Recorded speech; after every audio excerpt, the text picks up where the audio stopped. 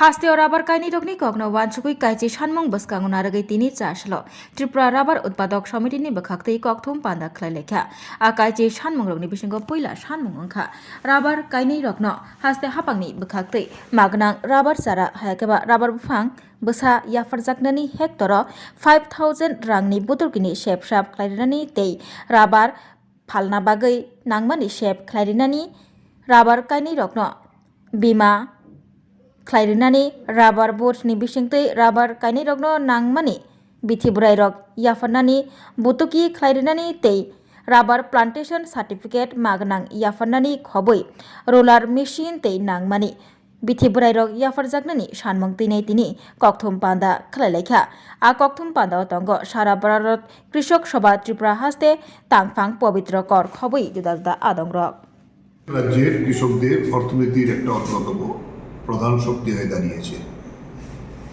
এই 1,80,000-এর মধ্যে প্রায় 60% উপজাতি এলাকায়, এবং উপজাতি এলাকার অর্থনীতি এইটা শক্তিশালী হতো না, অবস্থা আরও খারাপের দিকে যেত যদি এই রাবার তাদের হাতে না থাকতো।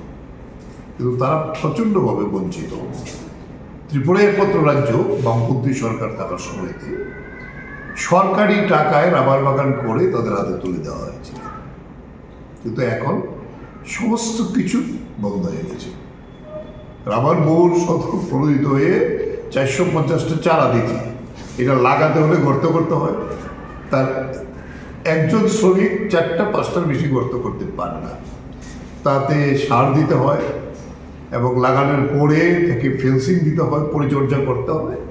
তাহলে কী করবে? শুধু চারা দিয়ে তো আর হয় না, এটা তো মরিচের চারা কিংবা বেগুনের চারা না, এটারই পরিচর্যাটা দিতে হবে, তাহলে যে আমাদের সাধারণ চাষি যারা তারা করতে পারবে না।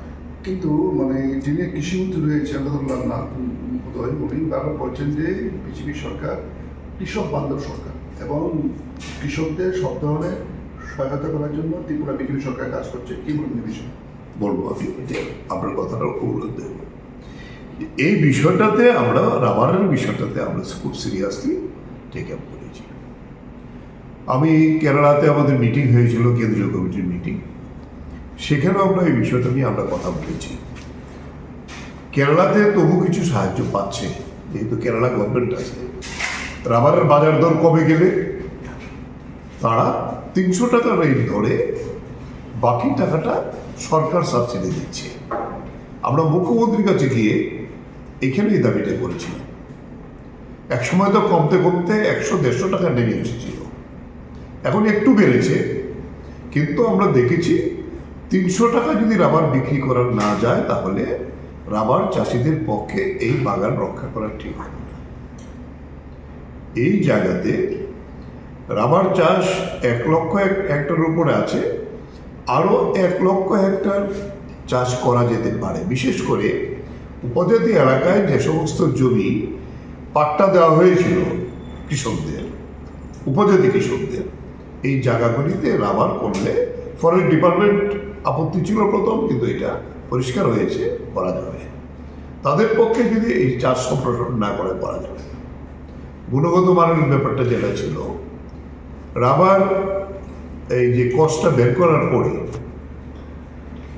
কতগুলি বিষয় লাগে, অ্যাসিড লাগে এটাকে বসাতে, সেখানে তার গুণগত মান করতে হলে বলেছে স্মোক হাউস লাগবে।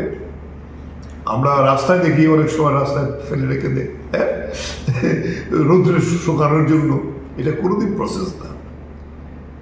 রাবার যদি শীটের দাম পেতে হয় RS4 RS5, এই দুইটা কোয়ালিটি গুণগত মানের দিক থেকে, তাহলে এইটা আমরা এখানে হতো, অনেক ভালো হতো। এই জায়গায় দাঁড়িয়ে আমরা বলবো এই চাষটাকে রক্ষা করা এবং সম্প্রসারণ করা, এই দুটো বিষয়ে প্রতিনিধিদের কাছ থেকে যেটা আপনারা শুনলেন, যে রাবার বোর্ড একটা সদর্থক ভূমিকা নিচ্ছে। আগে এই যে অ্যাসিড কিংবা বিভিন্ন সামগ্রী চাষিরা পেত, সেটা হলো RPS-গুলির মধ্য দিয়ে। RPS-কে কে পরিচালনা করতেন? রাবার বোর্ডের একটি সংস্থা ছিল, যেটা হল মণিমালা কোঅপারেটিভ সোসাইটি। তারা অনেক কম দামে গুণগত মানের দিক থেকে অ্যাসিড, সেখানে ছুরি, বিভিন্ন ট্রে, বিভিন্ন বাটি ইত্যাদি যা যা আনুষঙ্গিক লাগে তা দেওয়া হতো। এখন সবটাই প্রাইভেটের কাছে চলে গেছে। রাজনৈতিক হস্তক্ষেপের ফলে এই আরপিএসগুলো আজকে ডিফান্ড হয়ে গেছে। আমরা কিছু কিছু জায়গাতে আমাদের শক্তিশালী সংগঠন যেখানে আছে, ধর্মনগর কিংবা এইসব জায়গাতে কিছু আটকে রাখে গেছে আর কি। এই আরপিএসগুলো যদি চালু না থাকে রাবার চাষ করা সম্ভব না। তার মার্কেটিংয়ের জন্য আগে মণিমালা একটা নির্ধারিত দরে এইটা কিনতেন, এখন সবটাই নির্ভর করছে কেরালা বেশ কতগুলি সংস্থা, লুধিয়ানা এবং জলন্ধর, এই তিনটা জায়গা থেকে ফরেরা এসে এই বাজার রেটও ঠিক মতো জানে না। আমরা চেষ্টা করছি আমাদের সংগঠনের পক্ষ থেকে ওয়েবসাইটগুলি দিয়ে আমরা চাষিদের কাছে এটা পৌঁছানোর জন্য এই কাজটা আমরা করছি।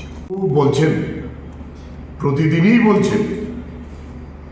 এখন আপনারা শুনবেন, গত 1 বছর যাবৎ কিন্তু কেন্দ্রীয় সরকারও আর বলছে না কৃষকের আয় দুগুণা হয়ে গেছে।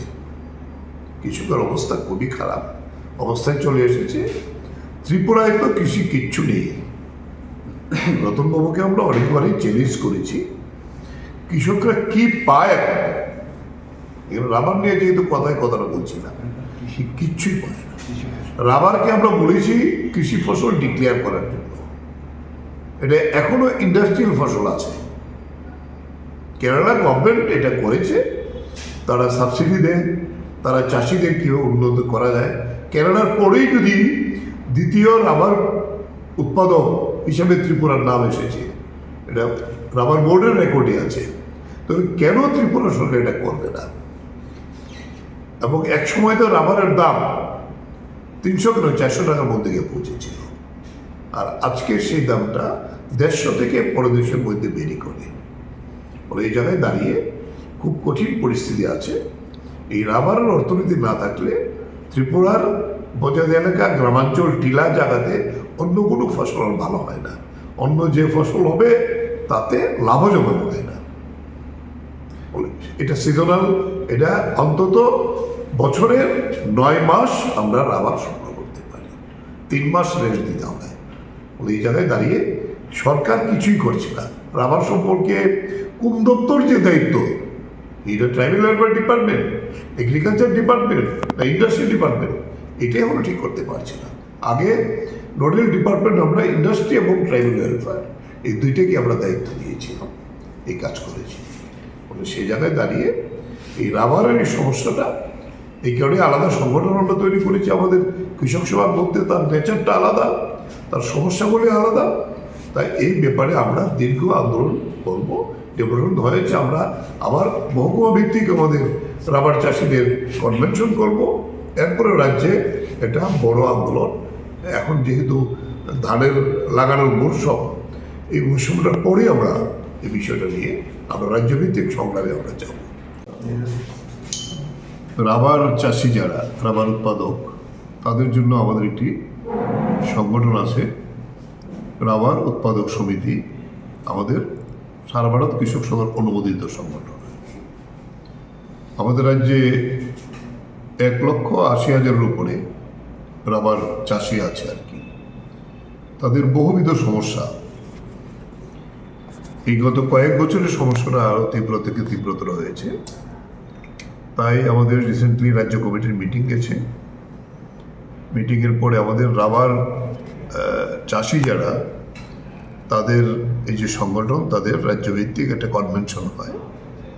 সেই কনভেনশনে আলোচনার ভিত্তিতে আমরা 10 দফা দাবি তৈরি করে গত 4 তারিখে রাবার বোর্ডের যে জয়েন্ট কমিশনার আছে ওনার কাছে একটি মেমোরেন্ডাম দেন। আমাদের এই রাবার উৎপাদক সমিতির সভাপতি হয়েছেন বিধায়ক শৈলেন্দ্রচন্দ্র নাথ, এবং সম্পাদক হয়েছে আমাদের প্রণব দেবরা। শৈলেন্দ্রচন্দ্র দেবনাথ আজকে তার একটা বিশেষ কাজে ধর্মনগর কালকেই চলে গেছেন। তাই গত 4 তারিখের এই যে ডেপুটেশনটা দিয়েছিল আর কি, এই দাবিতে তার প্রাথমিক বিষয়টা আমাদের সম্পাদক প্রণব দেবরা উপস্থাপিত করবেন, তারপরে আমি অন্য বিষয়টা বাকিটা বলবো।